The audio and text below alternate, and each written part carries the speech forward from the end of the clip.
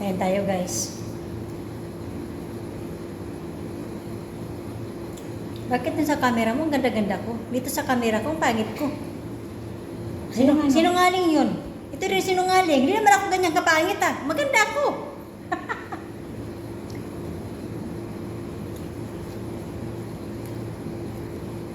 Ba't ang dumi ng ano? Nagbaldiyo? Sino nagbaldiyo ba? Ako nagbaldiyohan yung baga. Si tatay natin naglinis sa mga aircon sa taas. Ay, kaya pala nandun yung ano, lalaki. Saan yun sa sala? Lahat. Lahat. Kasi nung tanghali, ay hapon na yata yung pinapunta na yan dito si ano, nung nag-ayos ng aircon. So, ngayon umaga, ay bagong mga tanghali. Ngayon, pumunta sila sa taas, yung mga nag-aayos ng aircon. Hindi sa ano lang, sa dulo ng ano, sa sala nga. Yung inayos na aircon sa sala, kahapon. Tapos siguro ngayon, chinek nila yung ano, yung sa taas nalilinis si Baba. Nanghihinga muna ng tubig sa akin bago sila umakyat.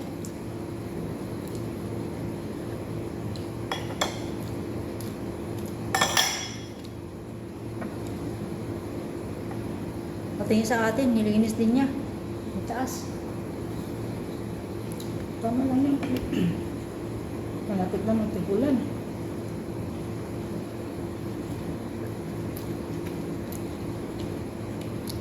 Kahit man lang once a week, palabalasin doon sa taas. Kaso wala siyang ano eh, wala siyang maintenance.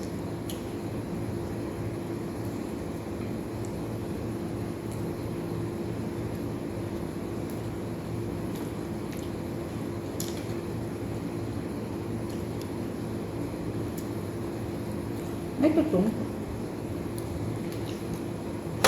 Hindi masyado. Ito guys, ang may bagang kaldero.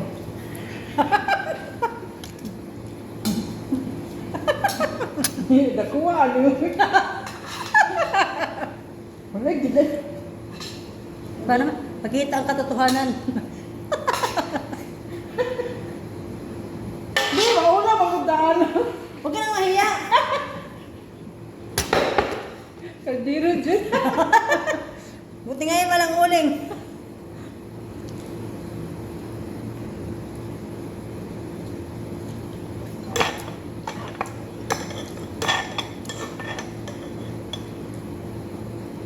Sausawan na mo, pangpagana. Piminti manigahan kaon. Yung nga bang hindi gaganahan sa haba ng oras ng trabaho?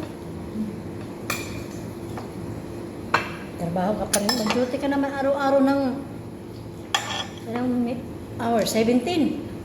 Na. Hindi natin, kung hindi ka magutom.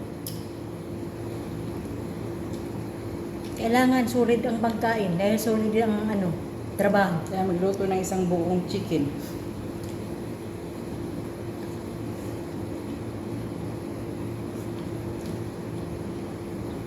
Yan ang pag-supreme luto mo.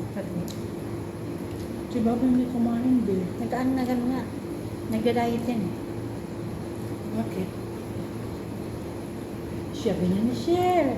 Maliit na ako ngayon. Hindi ba may ano yan sa kanila, yung timbang nila na limit?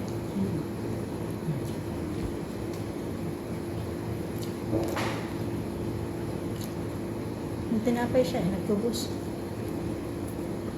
Maliit ka dyan, sir. Sige nga. Pamigay mo sa amin yung mga damit mo. Mga t-shirt. Ang laki. Hindi ko nang-cancel. Kakasul niya, kunti lang naman damit niya.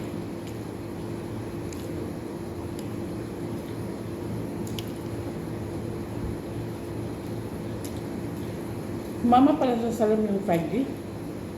Nakita ko sa picture. Saan? Doon, nangisda sila. Ah, eh baka kasi yung isda nila, parang pamilyar sa akin eh. Doon.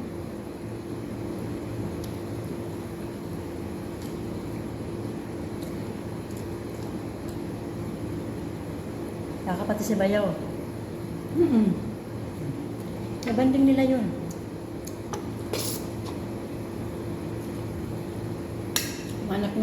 Babae lang ang lalaki. Likod ako.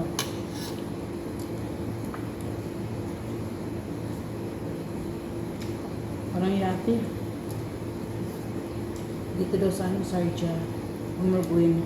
Oh, umarbuin. Parang 11 na sila lagi pumunta doon.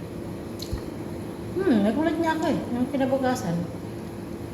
Sarado pa yung sa kwarto nila. Amo. Kala ko tulog kong dalawa. Si tati naman di nagsasabi.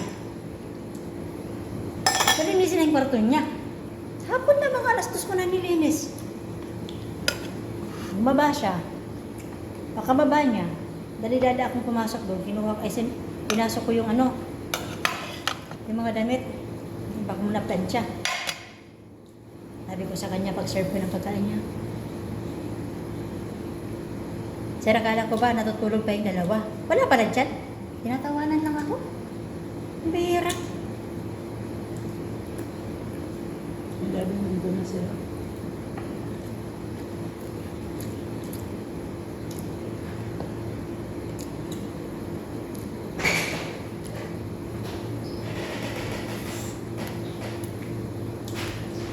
That food didn't finish? Huh?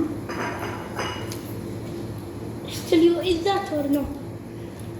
Alas. Why? Little. No. No!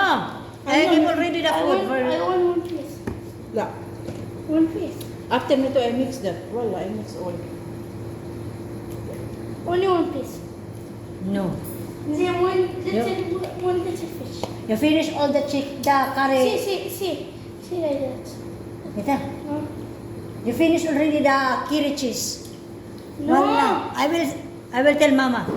No. I didn't eat. Ayaw pa nito. Siya palang taga-bigay sa pusa. Bisa kaya, hindi lang umuwi si Starbe o si ano? Hindi. Hintay ko nga. Kinder. Ay, girl. Si ano, si Inje nandiyan ba? Nandito si Injit.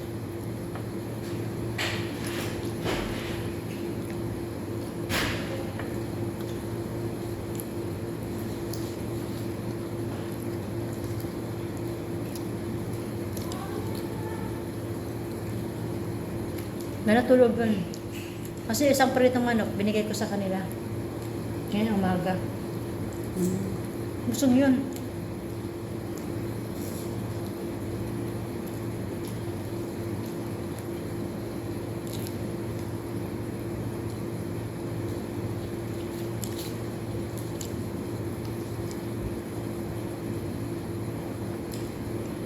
Nahanap nila sa kinder. Baka tinaguan na naman sila. Tago siguro sa ilalim ng sasakyan.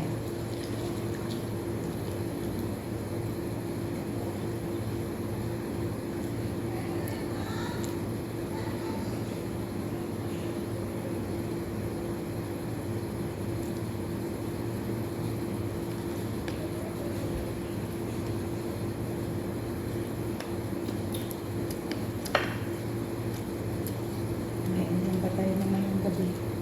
Nag-working tayo, nag-walis. Malang nga ako pag linisin yung Friday, ako nga, natatakot ako. Saan? Sa labas.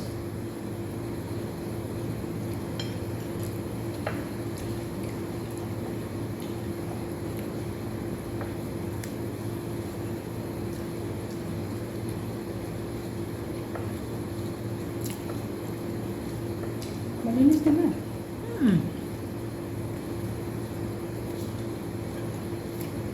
Kasi nalukihan na, nag-walis na naman dito. Kaya po. Nakakatakot mag-isa sa labas. Umaya.